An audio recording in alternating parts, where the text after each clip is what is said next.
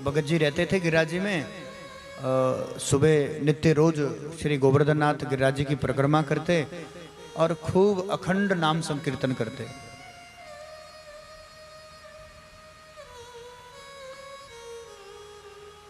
ठाकुर जी का बहुत सुंदर श्रृंगार करते।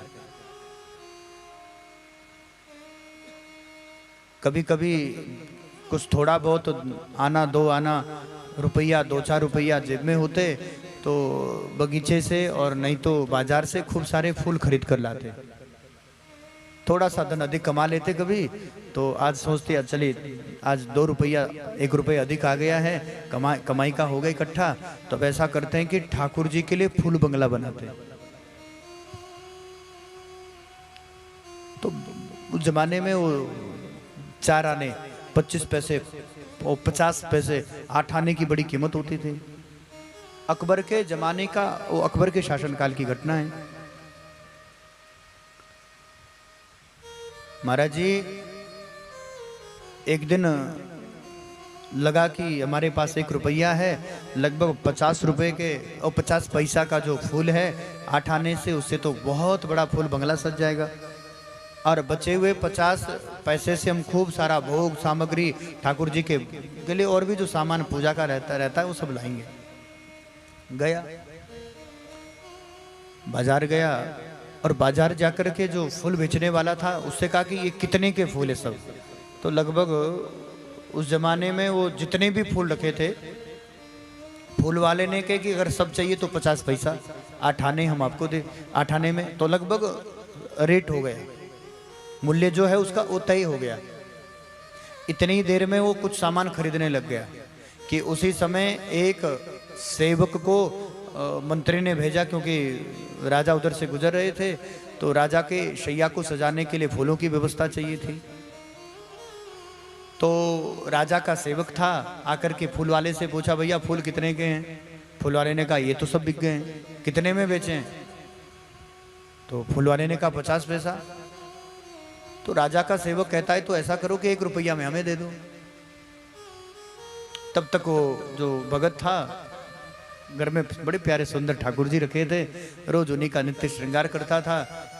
उन्हीं के फूल बंगले के लिए वो सब फूल खरीद रहा है। वो आया और आकर के वो जो सेवक था उस सेवक को डांटते हुए कहने लगा कि तुम हमारा सौदा क्यों बिगाड़ रहे हो। जब 50 पैसे में हमारा सौदा हो गया है तो तुम 50 पैसे का सामान रुपया में क्यों खरीद रहे हैं। उसने कहा कि हमारे मालिक की आज्ञा है, बाजार में जितना भी फूल है सब खरीद लाओ।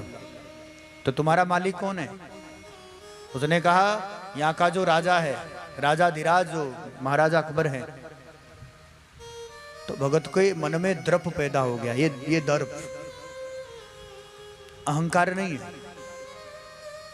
दर्प को अहंकार भी कभी कभी कोई लोग समझ लेते हैं, लेकिन धर्म के मार्ग पर जब अध्यात्म में उन्नति होती, क्योंकि धर्म की पत्नी उन्नति तब दर्प। अब दर्प आ गया और दर्प क्या आया, वो कहता है बताओ ये साधारण राजा का सेवक होकर भी 1 रुपया में फूल खरीद रहा है। हम तो अखिल विश्व ब्रह्मांड नायक अधिपति कृष्णचंद्र भगवान के सेवक है। अरे 1 नहीं हम 2 रुपए में ले लेंगे सब। ये दर्प है। अब सेवक कहता है इतना साधारण सा आदमी। उसने कहा 5 रुपया। तो ठाकुर जी के जो सेवक थे महाराज जी, उसने कहा 10 रुपया। करते करते वो जो सैनिक को सेवक को देना तो नहीं था राजा का, वो तो बस ऐसे ही रेट बढ़ा रहा था। करते करते 50 रुपए पर चला गया। कितने का फूल था, 50 पैसे का। 8 आने का फूल, उसका रेट उसने कहा 50 रुपया। अब तो और दर्प आ गया और कहता अच्छा चलो भैया 100 रुपया। सेवक को लगा बड़ा पागल आदमी है, चले हम तो फिर भी। और उस जमाने में वो स्वर्ण मुद्रिकाएं होती थी। उसने कहा कि 100 मुद्रिका, वो भी इतने से फूल के लिए कौन देगा। उसने कहा तू ले जा। अब फूल वाला कहता देखो 100 रुपया में बात हुई है, अब पैसे तो 100 ही लेंगे, चाहे हमें यमुना जी में फूल बहाने पड़े, लेकिन 100 रुपए से। अब 8 आने के फूल कितने में बेच रहा है, 100 रुपया। तो वो ठाकुर जी के सेवक थे, उन्होंने कहा देखो हम ठाकुर जी के सेवक हैं, और भगवान का जो भक्त है भैया वो कभी झूठ नहीं बोलता। अगर वो झूठ बोल रहा है तो भक्त भी कैसा है। मैं अभी 100 रुपया की व्यवस्था करूंगा, बाकी ठाकुर जी का फूल बंगला इन्हीं फूलों से सजेगा। घर गया।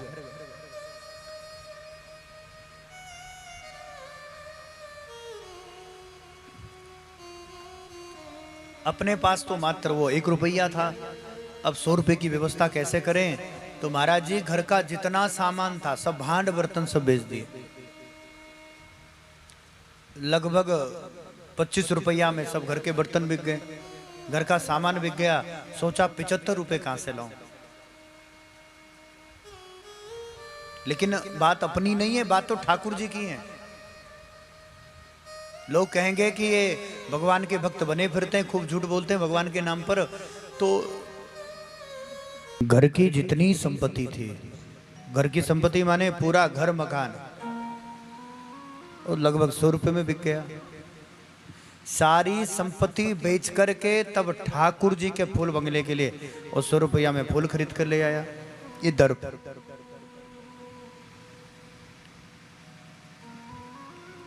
और वो अपनी सारी संपत्ति बेच करके भगवान की सेवा के लिए, ठाकुर सेवा के लिए फूल लाया है, इसका पता किसी को ना चलता। लेकिन आज जब श्री विठल गोस्वामी श्रीनाथ मंदिर में, क्योंकि मुख्य पुजारी थे, और श्रीनाथ जी की सेवा करने के लिए मंदिर में गए, ठाकुर जी को देख करके हैरान हो गए। भगवान की जो गर्दन है, सर है, महाराज जी ठाकुर जी का सर झुक गया है, गर्दन झुक गई है। विठल गोस्वामी कहते हैं, जय जय, कौन सी लीला कर रहे हो, कि क्या हो गया आपको। आपकी गर्दन झुक गई है, सर झुक गया है, ऐसा लगता है जैसे किसी को प्रणाम कर रहे हैं। तो ठाकुर जी प्रकट हो गए और श्रीनाथ जी कहते हैं, गोस्वामी पंडित जी, पुजारी जी, मेरा ऐसा ऐसा ऐसा ऐसा एक भक्त है, नाम भी बताया, गिरिराज जी में रहता है। राजा अकबर का सेवक आया, उसने 50 पैसे में 8 आने में वो फूल खरीदे। लेकिन जब उसने कहा कि मैं राजा का सेवक हूं और ये फूल मैं 50 रुपए में खरीद लूंगा, 50 पैसे वाला, तो उसने कहा कि तू तो केवल राजा का सेवक है, मैं तो अखिल विश्व ब्रह्मांड नायक आनंद कंद सच्चिदानंद द्वारिकाधीश कृष्ण चंद्र, जो अखिल विश्व ब्रह्मांड के अधिपति, में उनका सेवक हूं। यदि तू साधारण राजा का सेवक होकर खरीद सकता है तो क्या मैं 100 रुपए में नहीं, तो लगभग घर परिवार बेच कर आया है, घर की सब संपत्ति बेच कर आया है और फूल लाकर मेरा श्रृंगार किया है। आज उसके उस बोझ के कारण, आज उसके बोझ के कारण, प्रेम के भार के कारण आज मैं दब गया हूं। मैं प्रयास तो कर रहा हूं गर्दन उठाऊं, पर उठ नहीं रही है। इतना बोझ, ठाकुर जी को कहते इतना बोझ मुझे उस भक्त की सेवा का लग रहा है। कितनी करुणा ठाकुर जी के हृदय में महाराज, कितना दयालु मेरा गोविंद माधव है, कितनी कृपालु है, कितनी कृपा भगवान करते हैं।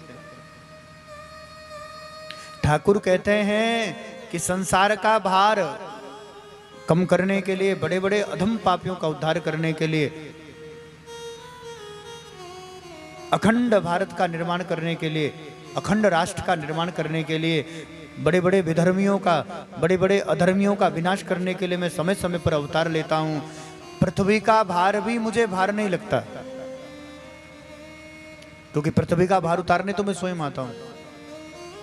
लेकिन ऐसा कोई अकिंचन भक्त, ऐसा कोई सेवानिष्ठ भक्त जो अपना सर्वस्व बेचकर केवल मेरी सेवा के लिए आया हो, मैं सत्य कह रहा हूं।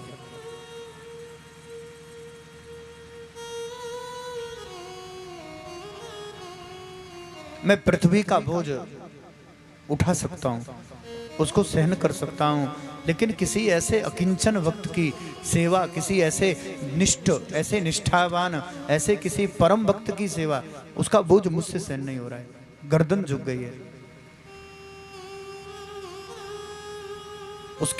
उसके बोझ तले में दबा जा रहा हूं। मेरा सर झुक गया है, मेरी गर्दन झुक गई है।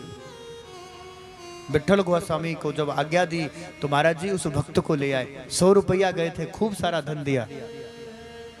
ऐसा ही घर खरीद कर लाए। कहने का अभिप्राय वस्तुतः दर्प, ये शब्द जो यहाँ आया है तो इसे दर्प कहते हैं। दर्प तो ये अच्छा, तुम तो साधारण इस इन राजाओं के सेवक हो, हम तो अखिल विश्व ब्रह्मांड नायक के सेवक है। अहंकार भी हो लेकिन भगवान की कृपा से। देखिए लक्ष्मण गरजते जरूर है, लेकिन बल किसका है? लक्ष्मण जी केवल और केवल राम जी के बल पर गरजते हैं। भक्त भी गर्जना करें लेकिन ईश्वर के भरोसे करें। तू होगा यहाँ का राजा, तू होगा प्रधानमंत्री, तू होगा राष्ट्रपति, मैं तो अखिल विश्व ब्रह्मांड नायक आनंद कंद उस सच्चिदानंद का सेवक। इधर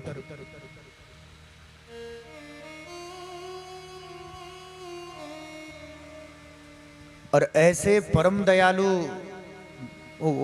परम कृपालु ठाकुर जी है, बड़ा ही दयालु है वो। और भरोसा नहीं हो तो भाई बहन कभी वृंदावन जाकर देखो, कभी श्री बिहारी जी का दर्शन करके देखो।